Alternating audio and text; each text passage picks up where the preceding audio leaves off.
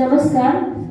उपस्थित सर्वे अतिथिगण, माननीय कुलपति श्री साहेब, ईसी मेंबर श्री, उपस्थित અને હું દીપક પુંજાણી હાર્દિક સ્વાગત કરીએ છીએ। થી કરીએ હું કૃપા કરીને વિનંતી કરીશ ઉપસ્થિત સર્વે અતિથિગણને કે તેઓ દીપ પ્રાગટ્ય માટે મંચ પર પધારે।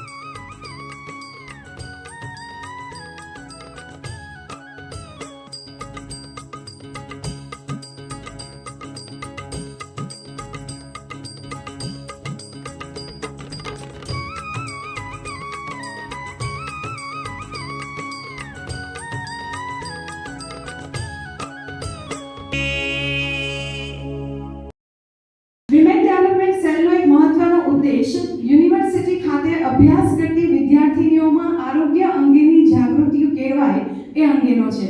ત્યારે આજનો કાર્યક્રમ મુખ્યત્વે સ્ત્રીઓમાં થતા બ્રેસ્ટ કેન્સર તેમજ સર્વાઇકલ કેન્સર અંગે માહિતી આપવા અંગેનો છે। આપણે જોઈએ છીએ કે દિવસે દિવસે આ બધા રોગોનું પ્રમાણ ખૂબ જ વધતું જાય છે, ત્યારે સ્ત્રીઓમાં એ અંગેની જાગૃતિ લાવવી ખૂબ જ જરૂરી છે।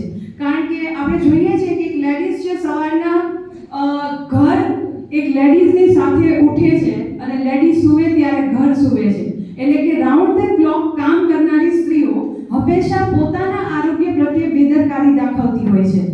ઘણી વખત સંકોચને કારણે પોતાની રજૂઆત કરતા આપણે અચકાઈએ છીએ। તો અહીંયા WDC નો મેઇન ઉદ્દેશ એ છે કે સ્ત્રીઓ માટે એક સહાયક પર્યાવરણ ઊભું કરવું કે જેને કારણે તેઓ કંઈક નવું શીખી શકે, વહેંચી શકે અને પોતાનો વિકાસ કરી શકે। આવા કાર્યક્રમ દ્વારા અમારો ઉદ્દેશ મહિલાઓને જરૂરી જ્ઞાન પ્રદાન કરવાનો છે, જેથી તેઓ તેમના આરોગ્યની જવાબદારી લઈ શકે, યોગ્ય નિર્ણય લઈ શકે અને વધુ આરોગ્યપ્રદ અને સુખી જીવન જીવી શકે। હું આશા રાખું છું કે આપ સૌને કાર્યક્રમના અંતે ઘણી ઉપયોગી માહિતી મળી રહેશે, તેમજ આપને મૂંઝવતા પ્રશ્નોનું સમાધાન પણ મળી શકશે।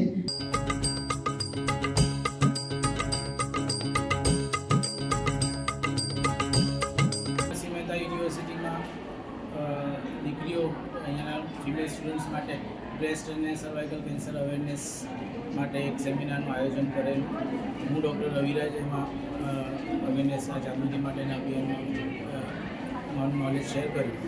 આવા ઘણા બધા પ્રોગ્રામ્સ સમાજમાં થવા જોઈએ। આપણા સમાજમાં કેન્સરનું પ્રમાણ ખૂબ વધી રહ્યું છે અને આના માટે આવા જાગૃતિના કાર્યક્રમ થાય એ ખૂબ જરૂરી છે। કારણ શું છે કે હજુ પણ આજની તારીખે પણ ભારત દેશની અંદર કેન્સરનું પ્રમાણ વેસ્ટર્ન વર્લ્ડ એટલે કે પશ્ચિમના દેશો કરતાં ઘણું ઓછું છે, પણ કેન્સરની ડેથ પશ્ચિમના દેશો કરતાં આપણી ઘણી વધારે છે। અને એનું મોટામાં મોટું કારણ છે કે યોગ્ય સમયે યોગ્ય સ્ટેજમાં કેન્સરનું ડાયગ્નોસિસ નિદાન થતું નથી। લોકો લેટ સ્ટેજમાં જ આવે છે અને પછી એના રિઝલ્ટ જોઈએ એટલા સારા આવતા હોતા નથી। તો આવા જાગૃતિ અભિયાનોનું મેઇન ફાયદો એ થવો જોઈએ સમાજમાં કે જેનાથી વહેલા સ્ટેજમાં લોકોને કેન્સર પકડાય તો સારી ટ્રીટમેન્ટ થઈ શકે અને જે કેન્સર ઇઝ ક્યોરેબલ કે કેન્સરનો ઇલાજ શક્ય છે, મટી જાય એવું શક્ય છે, એને આપણે ખરેખર સાચા અર્થમાં સાર્થક કરી શકીએ।